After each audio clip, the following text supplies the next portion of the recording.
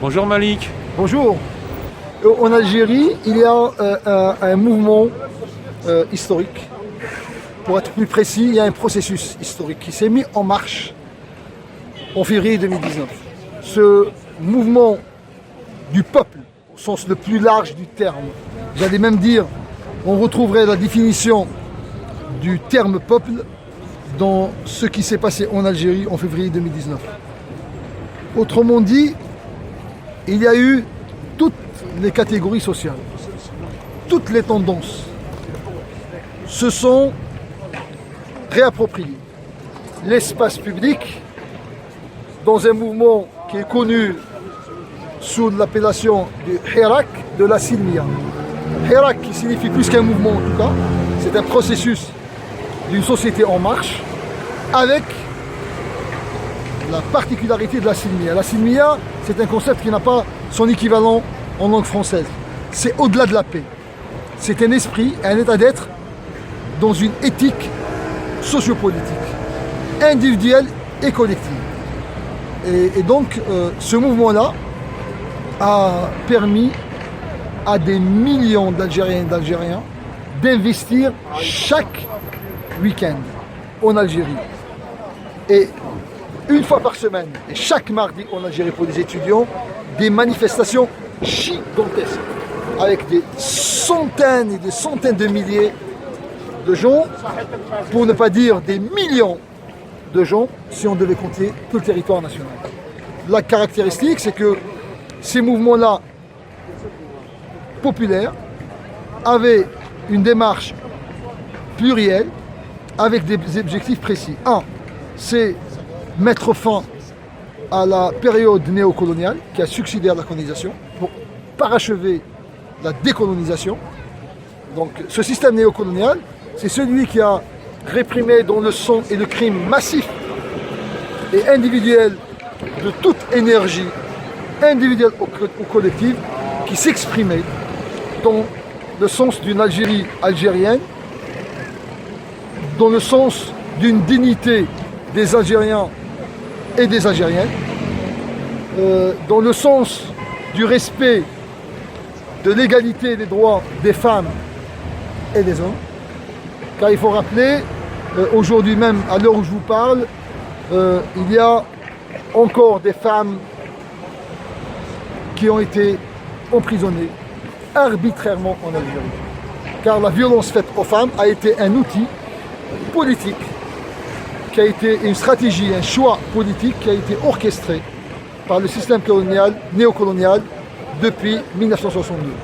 Et il a été le vecteur de cette violence sociale induite et qui, derrière, donnait toutes les justifications pour l'usage de la force, de la violence et voire même de la guerre comme une arme de régulation sociale telle que ça s'est produit les années 90, après les élections. Le système néocolonial a choisi les islamistes comme partenaires de la violence et ils ont orchestré une guerre civile. En réalité, c'est une guerre contre les civils qui a coûté la vie à plus de 250 000 Algériens. Donc, de tous ces crimes coloniaux, de ces crimes postcoloniaux, la jeunesse algérienne a su, dans son génie populaire, proposer une voie alternative qui est une voie d'espoir, de paix, de solidarité et de créativité. Donc, on avait vu dans les manifestations, la marque principale, c'est l'humour, c'est la créativité artistique, c'est la solidarité et surtout le respect de la différence. Et donc voilà, ce mouvement-là a donné un énorme espoir pour le peuple algérien, pour les peuples d'Afrique du Nord, pour les peuples d'Afrique et pour tous les peuples à travers le monde. Le système néocolonial, avec ses ramifications des réseaux internationaux, de cette mondialisation de maîtres et d'esclaves, cette logique qui reste. L'asservissement. Exactement. Des peuples, l'assujettissement des peuples et la désappropriation des peuples et la cooptation des libertés populaires ont compris que c'était un danger. Parce que c'est comme tout parasite. Tout parasite considère que tout élan de vie est un danger pour lui. De la même façon, dans cette démarche populaire, tous les stratagèmes de manipulation politique à grande échelle, de la propagande impitoyable qui s'est abattue à travers les journaux, les médias, les télévisions contre le peuple et ses symboles, ça n'a pas fonctionné parce que le peuple était serein et décidé dans une démarche pour ne jamais verser dans la violence. La marque principale, c'est qu'il était dans une démarche de non-violence comme une éthique politique, une éthique d'action politique. Et donc, le système n'a pas trouvé de faille, il s'est rabattu sur les besognes, les basses besognes qu'il sait le mieux utiliser, c'est la violence. La violence de toutes sortes, une violence politique, une violence militaire, une violence policière, une violence judiciaire. Tout cela est possible dans un contexte d'impunité internationale. Alors, l'Algérie, on est dans une continuité de cet élan, je disais un processus historique, donc qui anime, c'est quasiment des forces surnaturelles au sens de Mitterrand, j'allais dire. C'est-à-dire qu'il animait un peuple sorti de tant de malheurs et qui portait tant d'espoir, tant de vie, tant d'élan de vie, tant de solidarité, tant d'amour. Et donc pour le stopper, une violence et une terreur stalinienne à l'heure où je vous parle. En Algérie, il y a, comme en 1881 en Algérie, sous la colonisation, il y avait le code de l'indigénat qui disait que toute critique faite par un indigène local contre l'administration coloniale est passible de peine de prison. Ils ont voté un article 87 bis, là, où ce que je suis en train de vous dire pourrait me coûter des années de prison en Algérie. Et d'ailleurs, beaucoup des Algériennes et des Algériens qui disent exactement les mêmes propos que je tiens avec vous sont actuellement en prison. On attend d'un procès. Et ils sont par centaines et des centaines, c'est des jeunes poètes, des profs d'université, des femmes, des hommes politiques, sont actuellement en prison pour les mêmes propos que ceux que je suis en train de vous tenir. Et on est considéré comme un acte terroriste. Les propos que je suis en train de vous dire, avec tout l'aspect pacifique, profondément pacifique, parce qu'on y croit. Et on le puise aussi dans cette reconnexion avec nos valeurs millénaires. Donc, et pour ces propos-là, l'article 87 bis en Algérie me considère mes propos comme des propos terroristes. D'accord. Ils veulent pousser les gens à opter pour la violence parce que ces systèmes-là n'ont que deux vecteurs pour pouvoir asseoir le règne de la terreur. C'est tout d'abord la peur par la terreur et l'impunité internationale. Donc voilà les deux vecteurs. Comme ils ont l'impunité, parce qu'on voit le silence par exemple des médias à l'international sur ce qui se passe en Algérie, mais on voit aussi que par la terreur, les jeunes en Algérie sont persécutés chez eux. Des gens qui ont créé un mouvement comme celui du MAC et qui le proclament haut et fort et demandent une autonomie, une indépendance d'une région, c'est un débat politique contre lequel je m'oppose avec la force démocratique et la détermination démocratique indiscutable. La Kabylie est une partie de l'Algérie, elle le restera. Ces jeunes-là, pacifiques, se voient dans des villages isolés en Kabylie, des coupures d'électricité sur le village pour créer la terreur, à 3 h du matin, pour des interpellations musclées et spectaculaires, avec, on le voit, avec des portes défoncées, etc., avec tout le spectacle, pour asseoir la terreur. Pour que ces jeunes puissent faire la même équation que les années 90, verser dans la violence. La jeunesse algérienne aujourd'hui dit non. Elle dit non et elle fait appel à la jeunesse française en particulier. Je dis en particulier parce que nous avons cette histoire commune. Parce que la jeunesse française, par son silence aujourd'hui, aussi, le système ici en France accorde tout son soutien à ce qui se passe en Algérie. Donc, et je dis en particulier les jeunesses de France, les jeunesses d'Europe, parce qu'elles sont directement concernées par ce qui se passe en Algérie. C'est à la fois, j'allais dire, un exemple.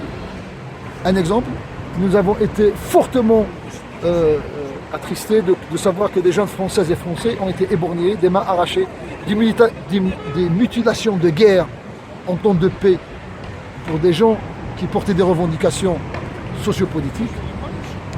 Nous, l'exemple, on a résisté par des voies pacifiques.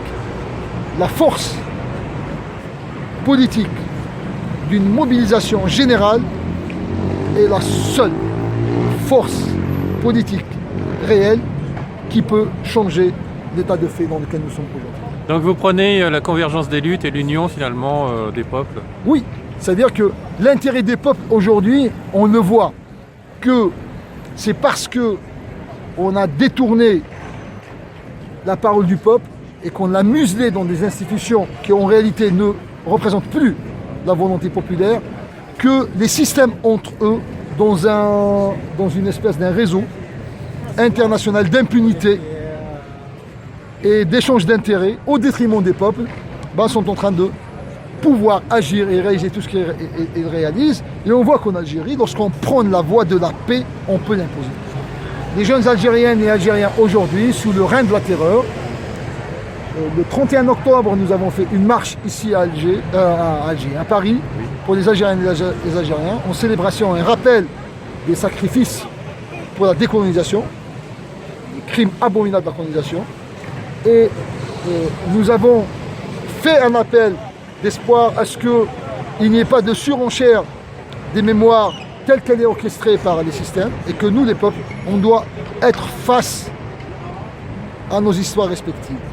Et ici à Paris, nous avons fait la marche. Donc à Alger et en Algérie, dans les villes d'Algérie, Tizi Ouzou, Djaïa, Bouchbaré, Djakhrata et tant d'autres villes auront les Algériens qui ont voulu célébrer cette révolution d'indépendance, ils ont été empêchés et arrêtés. Voilà ce que le système néocolonial est en train de faire avec une terreur. Il essaye d'étouffer une volonté populaire. Il a compris jusqu'aux simulacres électoraux qu'il a épuisé avec un rejet massif du peuple jusqu'au dernier simulacre d'hier, qui était les élections locales. Ce rejet massif des élections signe une rupture entre un système qui est maintenant complètement isolé. Il n'a de subsistance que par la violence qu'il orchestre contre la société et par des simulacres et des pièces de théâtre diplomatiques qu'il orchestre avec les autres puissances. Et le peuple algérien, patiemment, continue dans la sensibilisation de pouvoir trouver le meilleur moyen de se réapproprier ces institutions et de pouvoir les réorganiser de façon à ce que la souveraineté populaire devienne les bases constitutionnelles de tout fonctionnement politique et de toute décision politique en Algérie. Voilà. Et c'est une très très belle œuvre. Tristement, je dois constater que l'éthique journalistique et la déontologie journalistique n'arrivent pas à faire lever l'omerta qui est décidée sur ce beau mouvement en Algérie qui dure depuis 3 ans. Jamais dans l'histoire de France et d'Europe, aucune communauté humaine en France et en Europe n'a pu organiser des rassemblements chaque week-end, chaque dimanche, sans interruption, sauf dans le contexte pandémique, on n'avait pas eu les autorisations, sans relâche depuis bientôt 3 ans. Et on va continuer 20 ans s'il le faut, mais on ne lâchera pas. C'est ça la détermination d'un peuple. Et ce mouvement, il est unique dans les annales de l'histoire de France et d'Europe, et on n'en parle pas. Ceci aussi est tristement un rappel aussi à l'état des différentes institutions et sociales et politiques aussi en France et en Europe.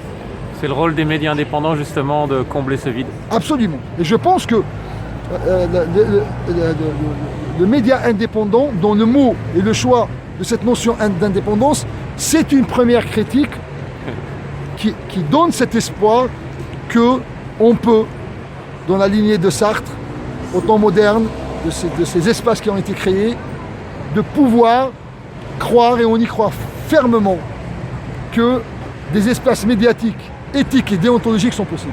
Et cela peut passer fort probablement par la présence des médias indépendants.